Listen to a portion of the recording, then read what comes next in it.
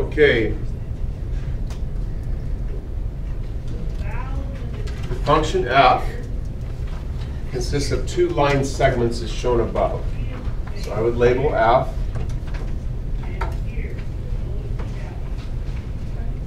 which of the following are true? The domain of the derivative of f, which means the domain of f prime. The domain of f prime is the open interval 0 to b, sorry, a to b. So a table is helpful for understanding what they are talking about. Okay, we don't care about the values of f itself.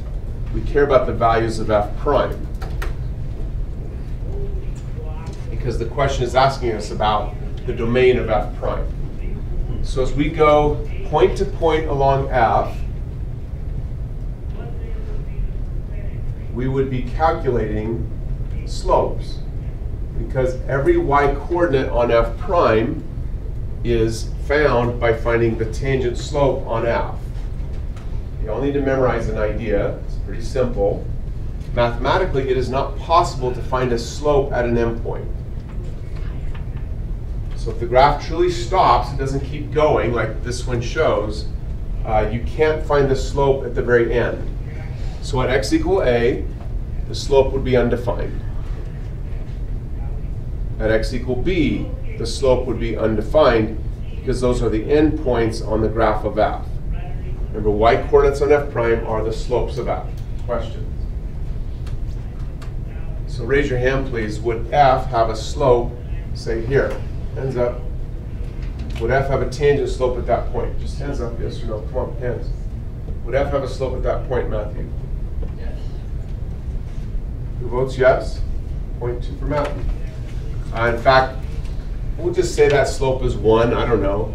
So that's at some x coordinate along the graph. Let's say a is just -10 to make it easier to talk about. Let's say b is +10. So we're there at about -8. We definitely have a slope. We'll say the slope is 1.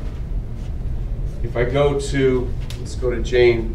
If I move up here to, like, say, -6, do we find a tangent slope on f? Which -6 are you talking about? Oh, so like this is -10, this is -8. It's right about right here. Yeah, you find a slope there. So that x of -6, what would the slope of f equal at that point?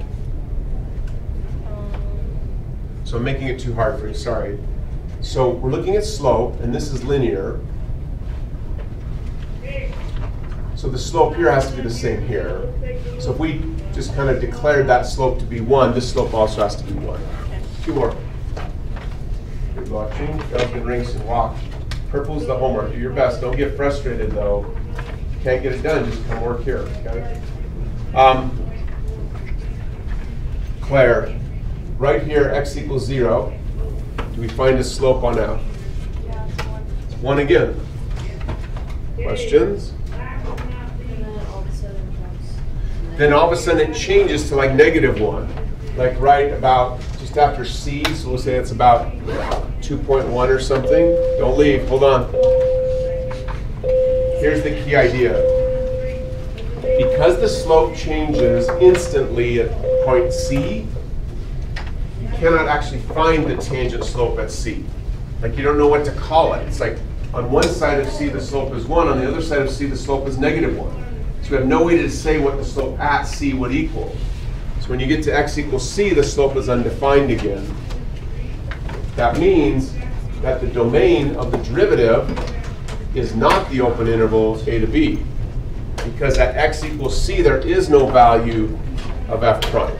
So that makes this one false. So even if a and b are undefined, we have to have a middle point in between that interval that has to be undefined for it to not work. Correct. From all the way from here to here, for this statement to be true, we would have to be able to find the slope at every single point. Okay. Since there was one point where we couldn't find the slope, that makes that statement false. And it doesn't matter. You guys can go. Good job. It doesn't matter if both a and b are undefined. That's irrelevant because they said open interval. So we're not actually starting at A, we're starting just barely after A. And we're not stopping at B, we're stopping just barely before B. F is continuous on the interval. We can draw that graph without lifting our pen. And then number 3, the derivative of F is positive. We found the slope to be positive No, literally, I missed water. all the way from A to C. So that one's true. So this is true. This is true. Yeah, I am. Where's it at? So we got 2 and 3 are true. I am.